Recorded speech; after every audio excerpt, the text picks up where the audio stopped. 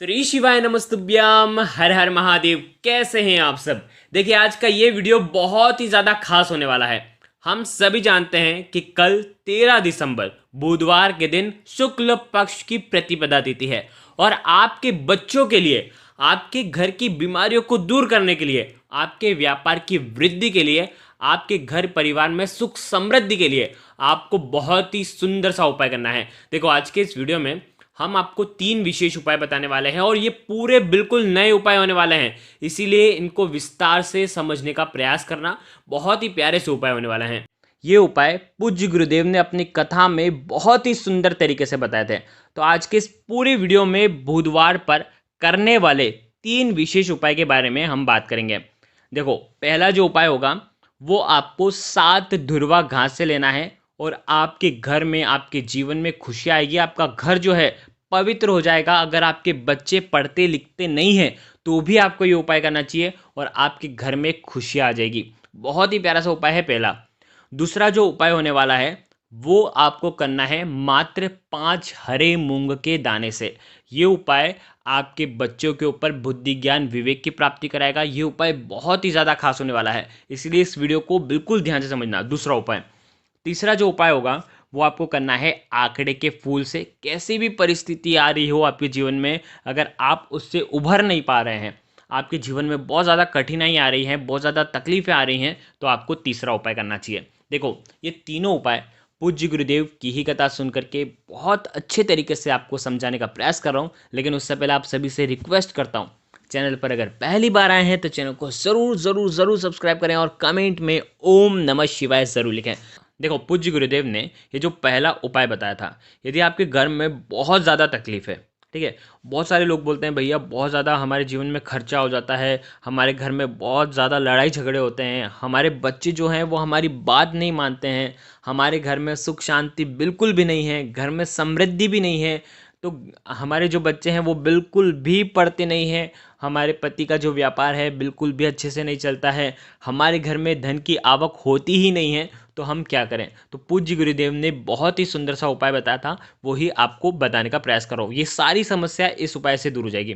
देखो इस उपाय को करने के लिए आपको लेनी है 7 धुर्वा घास। ठीक है, धुर्वा घास बहुत आसानी से मिल जाती है। धुर्वा घास लेकर क्या जाना।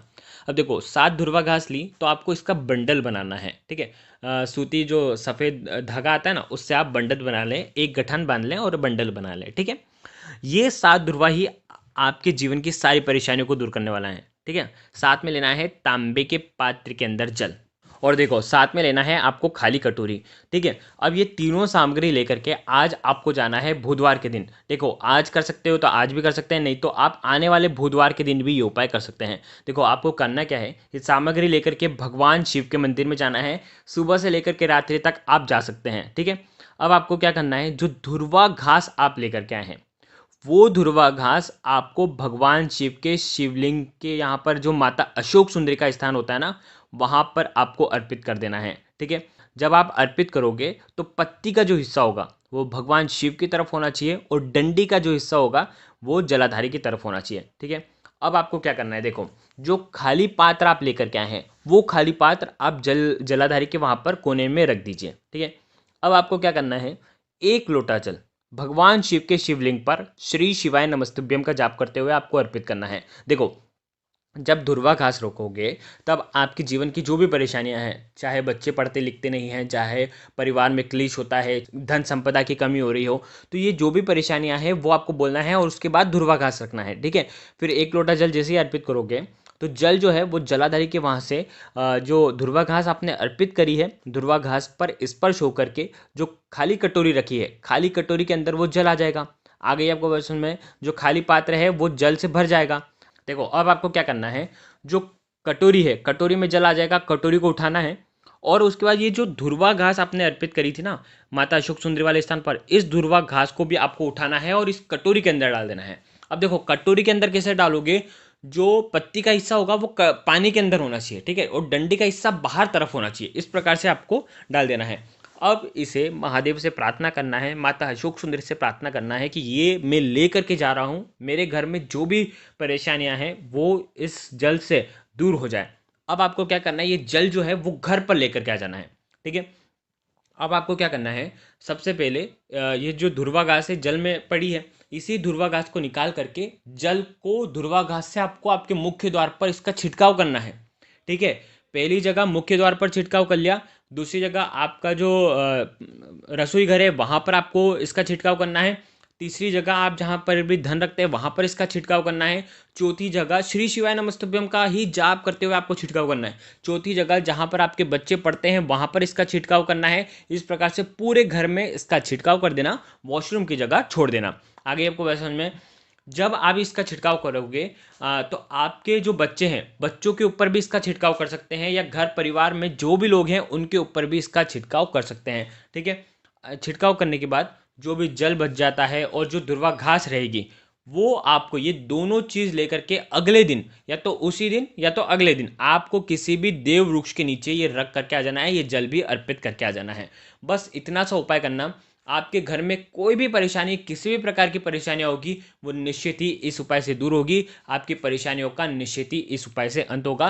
बहुत ही प्यारा सा उपाय था, ज़रूर इस उपाय को करना, आपके जीवन की परेशानियां निश्चित ही दूर होगी। देखो अब हम बात करते हैं दूसरे उपाय की। ये उपाय आप 5 हरे मूंग के दाने से भी कर सकते हो, 1 हरे मूंग के दाने से भी कर सकते हो। विशेषकर ये उपाय बच्चों के लिए है।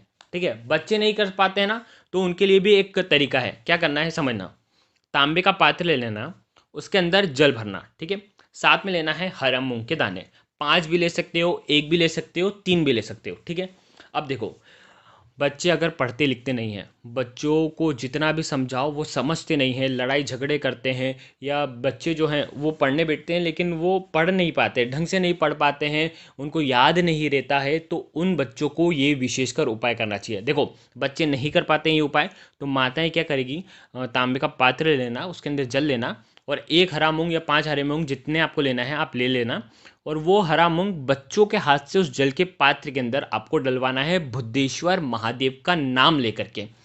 देखो बहुत ध्यान से समझना, जैसे समझो कि सुबह सुबह आपके जो बच्चे हैं वो स्कूल जाते हैं। ठीक है, तो स्कूल जाने के पहले उनके हाथ से आपको बुद्धेश्वर महादेव का नाम स्मरण करते हुए 1 हरा मूंग का दाना जल के पात्र के अंदर डलवा देना है। ठीक है, अब उसके बाद क्या होगा कि माताएं जो हैं वो भगवान शिव के मंदिर में जाएंगी और बुद्धेश्वर महादेव के नाम से ही ये जो जल है सबसे पहले गणेश जी वाले स्थान पर अर्पित करेगी, जो कि शिवलिंग के सीधे तरफ है ना, राइट हैंड साइड वाला तरफ, वहां पर अर्पित करेगी। फिर उसके बाद भगवान शिव के शिवलिंग पर अर्पित करेगी। आगे आपको बात समझ में, पहले गणेश जी वाले स्थान पर क्या बोलोगे, श्री गणेशाय नमः। ठीक है, और शिवलिंग पर अर्पित करोगे तो बुद्धेश्वर महादेव और श्री शिवाय नमस्तुभ्यम का स्मरण करना। ठीक है, थोड़ा सा जल गणेश जी वाले स्थान पर अर्पित करना और बाकी शेष जल भगवान शिव के शिवलिंग पर अर्पित करना है। देखो जो भी व्यक्ति इस प्रकार से ये जल जो है अर्पित करता है, हरा मूंग मिश्रित जल, उसके घर में बुद्धि ज्ञान विवेक की कोई कमी नहीं होती। तो ये उपाय भी आप आज के दिन कर सकते हैं। बहुत ही प्यारा सा उपाय था। अगर आपके बच्चे पढ़ते लिखते नहीं है तो आप ये उपाय कर सकते हैं। ठीक है, अगर बच्चे खुद ये उपाय कर सकते हैं तो वो खुद भी कर सकते हैं, नहीं तो माताएं भी इस उपाय को कर सकती हैं। तो ये हो गया दूसरा उपाय।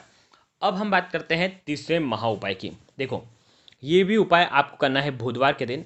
अगर आपकी कोई भी परिस्थिति, विपरीत परिस्थिति चल रही है और आपको समझ नहीं आ रहा है कि अब कोई रास्ता आपको नज़र नहीं आ रहा है, तो ये उपाय आपको करना है। देखो यदि आपको भय बहुत ज़्यादा लगता है और आपको ऐसा लगता है कि कुछ गलत होने वाला है, तो ये उपाय आपको बुधवार के दिन करना है। देखो करना क्या है, आपको लेना है आंकड़े का फूल, 1, 5, 7, 11 जितने आप ले सकते हैं आप ले सकते हैं, नहीं तो एक भी आप आंकड़े का फूल ले सकते हैं। अब देखो स्क्रीन पर आपको क्या दिख रहा है, आंकड़े का फूल।